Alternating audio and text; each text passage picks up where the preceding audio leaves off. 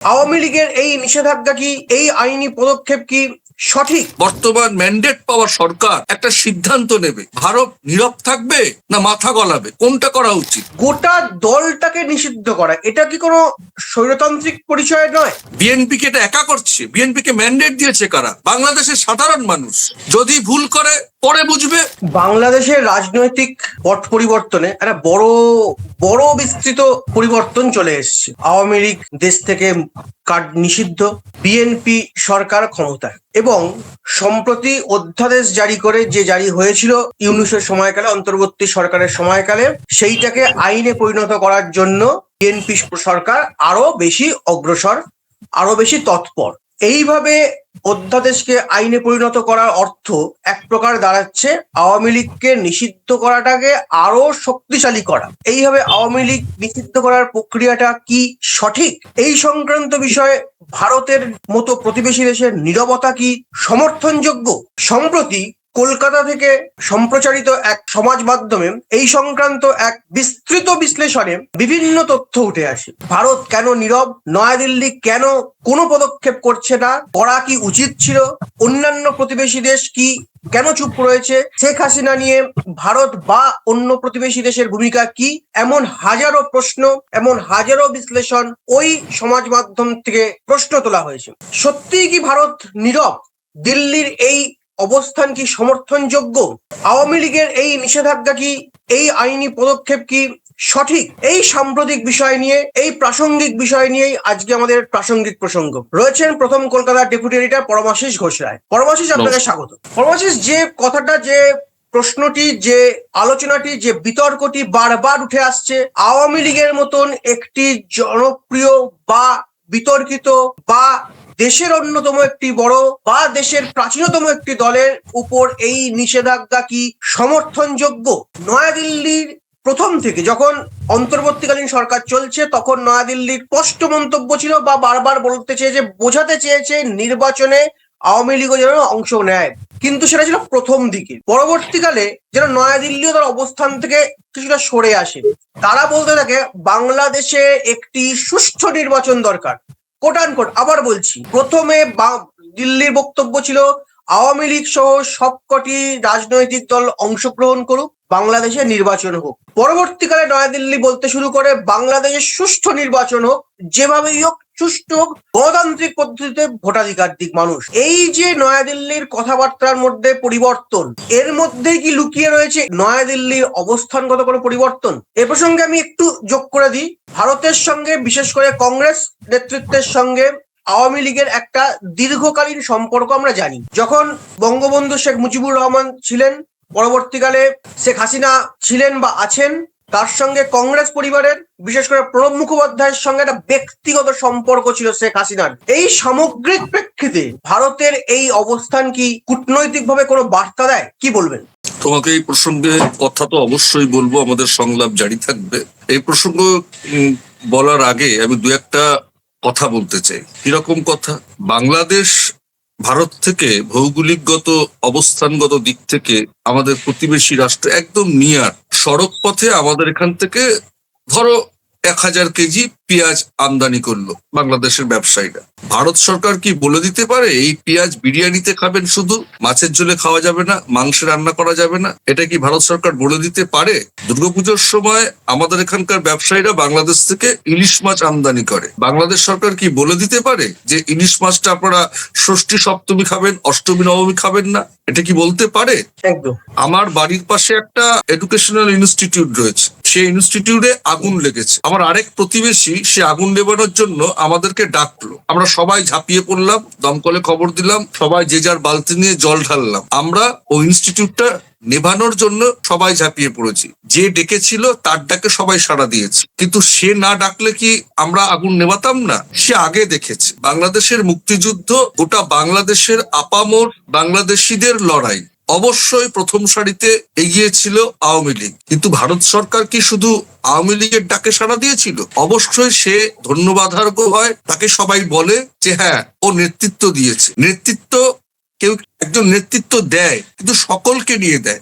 সকলের উপস্থিতিটা কি গ্রহণযোগ্যতা পায় না? নেতৃত্বর অবস্থানগত দিক থেকে জায়গা কখন পায় যে একটা মানুষ নেতৃত্ব দিলে হাজার হাজার হাজার হাজার লক্ষ লক্ষ মানুষ সেখানে সমবেত হন ওই লক্ষ মানুষ কোটি মানুষ সমবেত হলেই কিন্তু একজনের টনক নড়ে, প্রতিবেশীর টনক নড়ে, প্রতিবেশী দেশের টনক নড়ে, যে না এখানে মানবিক হওয়া উচিত, মানুষের পাশে থাকা উচিত। প্রতিবেশী রাষ্ট্রের পাশে ভারত সরকার ছিল। ভারত সরকার নীরব কোথায়? 2024-এর 5ই আগস্টের পর যতদূর জানি বাংলাদেশ সেনাবাহিনীর তরফ থেকে কোনো ইনপুট ছিল কিনা জানি না, হয়তো ছিল, নাহলে উনি আসলেন কি করে? ভারত সরকার তো আশ্রয় দিয়েছে শেখ হাসিনাকে। প্রধানমন্ত্রী নরেন্দ্র মোদী বেগম খালেদা জিয়া যিনি প্রয়াত হয়েছেন তার চিকিৎসার জন্য পাশে থাকার সব রকম বার্তা দিয়েছে। তার জানাজায় সরকারের তরফ থেকে মানুষজন গেছেন, ওম বিড়লা গেছেন, এস জয়শঙ্কর গেছেন। ভারত সরকার তো সবসময় বাংলাদেশের পাশে রয়েছে। আমার বাড়িতে আমি মাংস আগে খাবো না পরে খাবো, তুমি আমায় বলতে পারো দাদা তোমার শরীরটা খারাপ লাগছে, ঠিক মতো খাওয়া দাওয়া করো, কিন্তু তুমি তো নিউট্রিশন না। তুমি বলতে পারো না দাদা সকালে রুটি খেও, দুপুরে ভাত খেও না, দুপুরে রুটি খেও, রাতে ভাত খেও, এটা তুমি বলতে পারো না। ভারত সরকার নীরব কোথায়? বাংলাদেশের মানবিক থাকবে, শুধু ভারত কথা বললো না, অন্যান্য দেশ বলেছে কি? ভারত ইনক্লুসিভ ইলেকশনের কথা শুরুতে বলেছিল, পরবর্তী সময় দেখলো কি ইনক্লুসিভ ইলেকশন হওয়ার পরিবেশ বাংলাদেশে নেই। তাদের দেশের আন্তর্জাতিক ট্রাইব্যুনাল নানা রকম দোষী সাব্যস্ত করছে, মৃত্যুদণ্ডাদেশ দিচ্ছে। যদি আমরা সেটা মানি না, ভারত সরকার চাইলো কি বাংলাদেশে একটা গণতান্ত্রিক রাষ্ট্র, সার্বভৌম রাষ্ট্র, সেখানে একটা শান্ত পরিবেশে অশান্ত বাংলাদেশ যাতে না দেখতে হয়, শান্ত পরিবেশে গণতান্ত্রিক প্রক্রিয়ার মধ্য দিয়ে একটি নির্বাচন সুষ্ঠুভাবে সম্পন্ন হোক, সেই বার্তা দিল। বাংলাদেশও বার্তা দিল শেখ হাসিনা কোনো ইস্যু হবে না দ্বিপাক্ষিক সম্পর্কের ক্ষেত্রে। ভারতও বার্তা দিল। 12ই ফেব্রুয়ারি আমরা কি দেখলাম? সুস্থ শান্ত পরিবেশে ভারতের গণমাধ্যমগুলো সেখানে উপস্থিত থাকলো, গোটা পৃথিবীর মিডিয়া থাকলো। আমরা তাদের সম্প্রচার লাইভে দেখেছি একটা গণ অভ্যুত্থানের পরে যা হয়েছে, আগে যা হয়েছে, যা খুনোখুনি হয়েছে, যা হয়েছে নির্বাচন উদাহরণ হয়ে রইল যে বাংলাদেশের মানুষ একটা সঠিক সরকার চায় নির্বাচন প্রক্রিয়ার মধ্য দিয়ে। কোনো সাংঘর্ষিক পরিবেশ তৈরি হয়নি। ভারত নীরব কোথায়? ভারত কি আবার বাংলাদেশিদের হৃদয়ে একটা বিষোদগার পরিবেশ জায়গায় যাবে? সব ব্যাপারে ভারত সরকার কথা বলবে কেন? ভারত সরকার কথা বলবে দ্বিপাক্ষিক সম্পর্কের উন্নতিতে, সীমান্ত শান্ত রাখার ক্ষেত্রে, ব্যবসা বাণিজ্য, ভিসা নীতি। সেদেশে মানুষ যাকে বিতাড়িত করেছে, সেদেশের মানুষ যাকে তাড়িয়ে দিয়েছে, সেদেশের মানুষ যাকে উৎখাত করেছে, সেদেশের মানুষ যাকে স্বৈরাচারী বলছে, তাদের দেশের আইন ব্যবস্থা মোতাবেক বর্তমান ম্যান্ডেট পাওয়া সরকার একটা সিদ্ধান্ত নেবে। ভারত নীরব থাকবে না মাথা গলাবে? কোনটা করা উচিত? তোমার বাড়িতে তুমি কোনো সিদ্ধান্ত নেবে, আমি তোমার শুভানুধ্যায়ী, তোমার পাশে থাকবো। তোমার ছেলেকে তুমি কোন স্কুলে ভর্তি করবে সে সিদ্ধান্ত পিতা হিসেবে তুমি নেবে। আমি বলতে পারি এগুলো ভালো, তুমি দেখতে পারো। দাদা এখান থেকে একটা প্রশ্ন উঠে আসে, এই ভারতের অবস্থান, আওয়ামী লীগ নিষিদ্ধকরণ, বিএনপির নতুন সরকারের পথ চলা, এর মধ্যে একটা প্রসঙ্গ বারবার বিভিন্ন জায়গা থেকে উঠে আসছে। আওয়ামী লীগের বিরুদ্ধে অভিযোগ রয়েছে, বেশ কিছু নেতার বিরুদ্ধে অভিযোগ রয়েছে, তাদের বিরুদ্ধে ব্যবস্থা হতে পারে, আন্তর্জাতিক আইন হতে পারে, সে দেশের আইন হতে পারে, যেভাবেই হোক আইনত পদক্ষেপ হতে পারে। গোটা দলটাকে নিষিদ্ধ করা, এটা কি কোনো স্বৈরতান্ত্রিক পরিচয় নয়? বা গণতন্ত্রের ক্ষেত্রে অন্য কোনো বার্তা চলে যাবে না তো? আবার মানে অতীতে আমরা বারবার দেখেছি এই আওয়ামী লীগ কিন্তু এভাবেই অন্য রাজনৈতিক দলের ওপর নিষেধাজ্ঞা জারি করার পথে হেঁটেছিল, জামাত, বিএনপি এদের ওপর। তার ফল তাকে আজকে ভুগতে হচ্ছে, দেশের মানুষ ছুঁড়ে ফেলে দিয়েছে। ঠিক সে পথেই, সেই ইতিহাসের পুনরাবৃত্তি আবার দেখা যাবে না তো? বিএনপি সে পথেই এগোচ্ছে না তো? কি বলবেন? দেখো তোমায় একটা কথা বলি, যাদের বিরুদ্ধে অভিযোগ তারা আওয়ামী লীগ ছাড়া, দলটা ছাড়া, সেই দলের প্রথম সারির নেতা হোক, মন্ত্রী হোক, সম্পাদক হোক, যে কোনো পদাধিকারী হোক, সেই পদে ছিল বলেই তো সে দুর্নীতিটা করতে পেরেছে, স্বজন পোষণটা করতে পেরেছে, তাই নয় কি? একদম। ধরো অমিত শাহ, আমাদের দেশের ধরো অমিত শাহ বলো, বা আমাদের রাজ্যের বিরোধী দলনেতা বলো, বা রাজ্যের মুখ্যমন্ত্রী মমতা বন্দ্যোপাধ্যায় বলো, এদের উত্থান কোথা থেকে? তাদের দলীয় পরিচয় থেকে। তারা ক্ষমতায় থেকে অপশাসন করেছে, স্বৈরাচারী করেছে। ধরো একটা আওয়ামী লীগের একজন বড় নেতৃত্ব, বা তারেক রহমানের উত্থানটা কোথা থেকে? তার বাবা রাষ্ট্রপতি ছিল, মা প্রধানমন্ত্রী ছিল, তারা কোন দলে বিলং করতো? বিএনপি। বলা হচ্ছে প্রণব মুখোপাধ্যায়ের সঙ্গে শেখ হাসিনার সম্পর্ক ভালো। কিসের সম্পর্ক? আত্মীয়তা, ব্লাড রিলেশন। তিনি একটা দেশের রাষ্ট্রপ্রধান, তিনি ইন্দিরা কংগ্রেসের সময়, ইন্দিরা গান্ধীর সময় যে একটা বড় পজিশনে ছিল, ইন্দিরা গান্ধী তাদের আহ্বানে সাড়া দিয়েছিল, সে একটা জায়গায় ছিল, একটা গুড রিলেশন হয়েছে সরকারের সঙ্গে সরকারের, আধিকারিকের সঙ্গে আধিকারিক। আমাদের দেশেও তো বিরোধী রাজনৈতিক দলের সঙ্গে অন্য রাজনৈতিক দলের সুসম্পর্ক থাকে, এটা শিষ্টাচার বলে। তার মানে এই নয় যে আমি তোমার সব ব্যাপারে মাথা গলাবো। একদম। এটা কি করে হয়? কেন হবে এটা? প্রতিবেশী রাষ্ট্রের কি করা উচিত? গণ অভ্যুত্থানের পরে না, এখানে যদি আমি আপনাকে যেটা একদম টু দা পয়েন্ট জিজ্ঞেস করি, এইভাবে আওয়ামী লীগকে নিষিদ্ধকরণ বা এই অধ্যাদেশকে আরো এগিয়ে নিয়ে যাওয়া, আইনে পরিণত করা, এটা গণতান্ত্রিক সিদ্ধান্ত, গণতান্ত্রিকতার পরিপন্থী হবে না তো? হচ্ছে না তো? কারণ সেটা সময় বলবো, সেটা সময় বলবো। দেখেছি এভাবে রাজনৈতিক দলকে নিষিদ্ধ করাটা বুমেরাং হয়েছে একটা দলের ক্ষেত্রে। বিএনপি কি সেই পথেই হাঁটছে? দেখো, বিএনপি কোন পথে হাঁটছে তার বাস্তবতা তো আমরা দেখতে পাচ্ছি, কিন্তু এর ফলনে পরিচয়তে বৃক্ষ তোমার নাম কি? ভবিষ্যৎ বল। গণতন্ত্র মানে কি? সবাই যেটা চাইবে, সবার মতামত। বাংলাদেশের মানুষ বর্তমানে কি চাইছে? বিএনপি কে এটা একা করছে? বিএনপি কে ম্যান্ডেট দিয়েছে কারা? বাংলাদেশের সাধারণ মানুষ। যদি ভুল করে পরে বুঝবে, কিন্তু বর্তমান বাস্তবতায় কি? যারা এই প্রশ্নটা তুলছে তারা একটা নিরপেক্ষ সার্ভে করুক। বাংলাদেশে এই মুহূর্তে আজকে যে সিদ্ধান্ত বিএনপি সরকার নিতে যাচ্ছে, সেই সিদ্ধান্ত কতটা গণতান্ত্রিক তার একটা সার্ভে রিপোর্ট করুক। একটা উদাহরণ থেকে আরেকটা উদাহরণকে মিলিয়ে ফেললে চলবে না। তুমি যে জামাটা দোকান থেকে কিনেছো 500 টাকা দিয়ে, আর আমি যে জামাটা 500 টাকা দিয়ে কিনি, তোমার জামায় রং উঠেছে বলে আমার জামায় রং উঠবে, এটা কোথাও লেখা নেই। আমরা দোকান থেকে যখন জ্যোতিষের থেকে আমরা স্টোন কিনি, আমরা টেস্ট করিয়ে কিনি। কেন কিনি? সার্টিফাই হয়। তো ন্যাচারালি যারা এই কথাটা বলছেন তাদের কাছে মানে একটা বিচারপতি একটা ধারায় রায় দিয়ে গেল, সেই রায়টাই আমি এখন কার্যকারী করব, কোনো তদন্ত করব না, কোনো আমি চার্জশিট দেখবো না, এটা তো হতে পারে না। একদম। এবং পরবর্তী আরেকটা প্রসঙ্গ এই বিষয়ে উঠে আসে যে ভারতের বিভিন্ন রাজনৈতিক দল, সিপিএম, কংগ্রেস বা অন্যান্য দল, এরাও কিন্তু এতদিন বাংলাদেশে সংখ্যালঘু নির্যাতন, হিন্দু নির্যাতন বা বিভিন্ন প্রসঙ্গে মুখ খুলছিল। কিন্তু ভারতের এই সকল রাজনৈতিক দল অতি সম্প্রতি গত কয়েক মাস আমরা দেখছি বাংলাদেশ ইস্যুতে কার্যত চুপ। এটা কেন মনে হচ্ছে? এটা কেন? তারা কি অন্য কোনো অবস্থান, নয়াদিল্লির অবস্থান পাল্টানোর সঙ্গে সঙ্গে নিজের দেশের স্বার্থে বা নয়াদিল্লির পাশে দাঁড়িয়ে এই অবস্থান, এই চুপ করে থাকা, নাকি তাদের মন্তব্য দুই দেশের সম্পর্ক খারাপ করছে এটা বুঝতে পেরে চুপ করে রয়েছে? কিভাবে দেখছেন? কেন মনে হচ্ছে এটা? দেখো, বাস্তবিক প্রেক্ষাপট, ভারতবর্ষের রাজনৈতিক দলগুলো বাংলাদেশের কোনো ইস্যুতে কথা বলবে বা কথা বলবে না, এটা কোথাও কিন্তু সংজ্ঞা দিয়ে, ডেফিনেশন দিয়ে লেখা নেই। দীপুদাস হত্যায় আমরা দেখেছি কলকাতাতে হিন্দুত্ববাদী সংগঠন, কমিউনিস্ট পার্টিরা, তারা প্রত্যেকেই কিন্তু সোচ্চার হয়েছে। কিন্তু একটা জিনিস জানতে হবে যে একটা দেশের সঙ্গে একটা দেশের যে রিলেশন রাখা, সম্পর্ক রাখা, কূটনৈতিক স্তরে, পররাষ্ট্রনীতিতে, দ্বিপাক্ষিক সম্পর্কের সমস্ত সেক্টরে, ধরো বাংলাদেশকে ইরান ইসরায়েলের যুদ্ধে কেন্দ্রীয় সরকার পেট্রোপণ্য সাপ্লাই দিচ্ছে, বামপন্থীরা কি আন্দোলন করবে?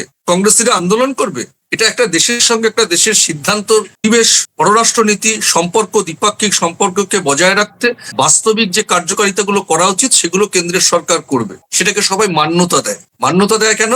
সম্পর্ক বজায় রাখার ক্ষেত্রে। কিন্তু সেটা তাদের দেশের ইন্টারনাল ব্যাপার। কেন্দ্র যে সিদ্ধান্তটা নেবে অবশ্যই সেটা দেশের অন্যান্য রাজনৈতিক দলগুলো সম্পর্কের ক্ষেত্রে, ভারত বাংলাদেশের সম্পর্কের ক্ষেত্রে কেন্দ্রীয় স্তরে যে সিদ্ধান্তটা হবে সেটা সবাই মান্যতা দেয়। এটাই গণতান্ত্রিক ব্যবস্থা, রাষ্ট্র শাসন ব্যবস্থা, এটাই সিস্টেম। ধরো যখন পাকিস্তানের সঙ্গে আমাদের যুদ্ধ হলো, আমরা দেখেছি অপারেশন সিঁদুর হলো, সংসদে আলোচনা হবে, আপনি স্টেপটা আগে নিলেন না পরে নিলেন না, এটা নেওয়া উচিত ছিল। কিন্তু যখন প্রধানমন্ত্রী সবাইকে নিয়ে সিদ্ধান্ত নেয় তখন কি কেউ বিরোধিতা করে না তো। অন্যান্য রাজনৈতিক দলেরা কেন চুপ থাকবে না?